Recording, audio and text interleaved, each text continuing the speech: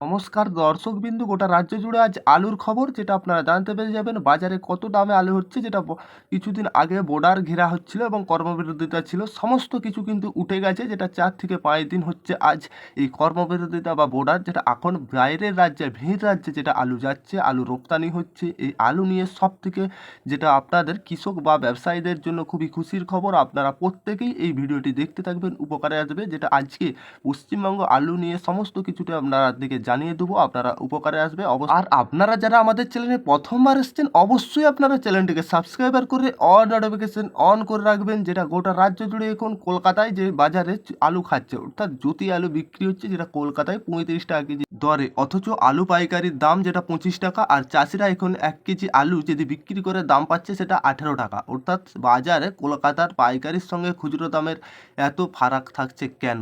এটাই প্রশ্ন উঠছে গোটা রাজ্য জুড়ে। এই বিষয়টা যেটা কৃষি বন মন্ত্রী বেচারামন মান্না ট্রাক ফোর্স সদস্যরা জানান, 2-1 দিনের মধ্যে 30 টাকা বা তারও কম দামে আলু বিক্রি না করলে ব্যবস্থা নেওয়া হবে। তার জন্য এই রাজ্যে বর্ডার ঘেরা বা এই সমস্যা দেখা যাচ্ছিল, যেটা কর্মবিরতি এখন এই জন্য ভিন রাজ্যে যাচ্ছে। যেটা এখন আলু ব্যবসায়ী সমিতির কোথা রাখার পালা, যেটা আলু ব্যবসায়ী সমিতি কোথা রেখেছে, যার জন্যই বর্ডার ছেড়েছে, ভিন রাজ্যে আলু রপ্তানি হচ্ছে। আর সেই কথা তারা রাখলেও কিনা সেই জানতে 1 সপ্তাহ পর আবার আলু নিয়ে রিভিউ মিটিং করা হবে। যেটা যদি দেখা যাচ্ছে দাম নিয়ন্ত্রণ থাকছে না, সেক্ষেত্রে রাজ্য সরকার আবারও অনুমতি প্রত্যাহার করে নেবে। ব্যবসায়ীরা প্রতিশ্রুতি দিলেও বাস্তব দেখা গিয়েছে খুচরো বাজারে আলুর দাম এখনও নিয়ন্ত্রণ আসেনি। প্রগতিশীল আলু ব্যবসায়ী সমিতির রাজ্য সম্প্রতি লালু মুখোপাধ্যায় বলেছেন, পাইকারি বাজারের সঙ্গে খুচরো আলুর দামের ফারাক হচ্ছে, তাই তো এতটা হওয়ার কথা নয়। কারণ যেটি হচ্ছে চাষিদের 18 টাকা কেজি দরে আলু বিক্রি করছে, অর্থাৎ বর্তমানে 25 টাকা কেজি দরে বিক্রি হচ্ছে।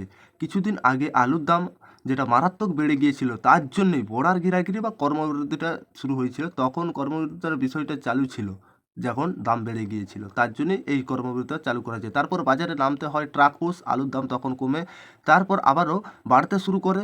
সুফল বাংলা যেটা স্টলে দেখুন 28 টাকা কেজি দরে আলু বিক্রি হচ্ছিল। এই বিষয়টা যেটা কৃষি বিপণন মন্ত্রী বেচারামন মান্না যেটা জানিয়েছে, হিমঘর থেকে গত কদিন আলু তেমন বের হয়নি, যেটা ধর্মঘট রেখেছিলেন ব্যবসায়ীরা, তার জেরে বাজারে যোগান ঘাটতি ছিল সেই বলে নিশ্চিত। কিন্তু এই ঘাটতি আর নেই, যেটা আজ মঙ্গলবার 27 তারিখ, অর্থাৎ এই 27 তারিখ থেকে বা তারও আগে 2-4 দিন হচ্ছে, যেটা আলুর সমস্ত কিছু দিয়েছে, রপ্তানি হচ্ছে বাইরে, ভিন রাজ্যে আলু রপ্তানি হচ্ছে বা আলু এখন দাম নিয়ন্ত্রণে একটা থাকার কথা জানিয়েছে। যেটা অর্থাৎ এই সমস্তগুলা ঠিকঠাক থাকলে আলু আবার বর্ডার ঘেরা হবে না, কিন্তু থাকবে।